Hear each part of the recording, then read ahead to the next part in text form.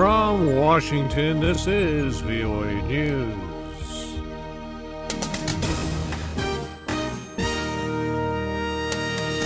White House declines comment on NSA leakers. Turkey's prime minister agrees to meet with protesters. I'm Ray Kugel reporting from Washington. The White House is declining comment on the revelation of the identity of former Central Intelligence Agency employee Edward Snowden, who leaked information about top-secret U.S. government surveillance programs. VOA's Dan Robinson reports. Press Secretary Jay Carney declined Monday to comment specifically about Snowden, noting that the Department of Justice is investigating the unauthorized disclosure of classified information. Carney said surveillance programs are subject to oversight, and he reiterated the programs that we've discussed, and because of the leaks that have happened lately, while legitimate subject of debate and discussion when we talk about the balance necessary, all involve court approval, they involve congressional review and oversight. The Office of the Director of National Intelligence said the intelligence community is reviewing damage from recent disclosures. Dan Robinson, VOA News, the White House. 29-year-old Edward Snowden came forward Sunday in Hong Kong as a source of newspaper reports that revealed U.S. government monitoring of phone calls and internet use for threats of terrorism. Reports say Snowden apparently checked out of his Hong Kong hotel at midday Monday. His whereabouts are unknown. Turkey's Prime Minister Recep Tayyip Erdogan will meet with anti-government protesters. Deputy Prime Minister Bülent Arınç says the meeting will take place Wednesday, and he also warned that illegal demonstrations will no longer be allowed. The protesters refused to back down Monday, even as police again used tear gas and water cannon to break up an anti-government march in Istanbul. Demonstrators responded with rocks and gasoline bombs. 3 people have died since the marches began 11 days ago. Thousands have been hurt and thousands of others arrested. U.S. officials say a series of urgent White House meetings this week could bring a decision on whether to arm Syrian opposition rebels.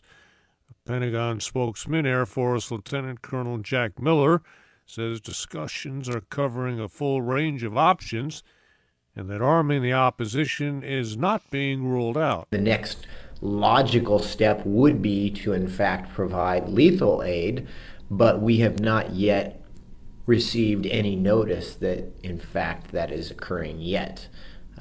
Not to say that it, again, is not an option that we're looking at perhaps in the near future. The meetings are being made urgent by concerns that pro-government forces backed by Iran and Lebanon's Hezbollah militia may be gaining the upper hand in the Syrian conflict. A series of insurgent attacks across Iraq killed at least 70 people and injured scores of others. No one claims responsibility for Monday's attacks. They included car bombs, suicide attacks, and gun battles. The deadliest violence hit the northern city of Mosul, where 4 car bombs targeted security forces, killing 29 people and wounding 80. Taliban fighters, including suicide bombers, attacked Kabul's airport Monday. That airport handles civilian air traffic and also houses NATO military facilities. VOA Sharon Bain has more. Explosions and rocket fire were heard in the capital early Monday morning as 7 Taliban militants attacked the Kabul airport. In a message to the media, the Taliban claims responsibility for the attack, which it says was aimed at the foreign military side of the airport. In the message, the Taliban also claims to have inflicted major casualties, but Afghan officials say that no Afghan forces died in the fight. The Taliban often exaggerates casualty numbers. Taliban assaults on the strongly guarded airport are unusual, but the Taliban recently have ramped up their annual so-called spring offensive, as national forces continue to take on more security responsibilities ahead of the international troop withdrawal in 2014. Sharon Bain, VOA News, Islamabad. In Pakistan, officials say militants attacked a NATO convoy in the northwestern part of the country, killing 4 people. It happened Monday near Jamrud in the Khyber district located along the Afghan border. South Africa's former president, Nelson Mandela, remains in serious but stable condition as he enters the 4th day in a Pretoria hospital getting treatment for a recurring lung infection. The 94-year-old anti-apartheid icon has been hospitalized 4 times since December. And thousands of people have been evacuated from their homes in eastern Germany, where the swollen Elbe River flooded villages and stalled rail transport in the region. The Elbe breached its levee overnight Monday, just west of Berlin.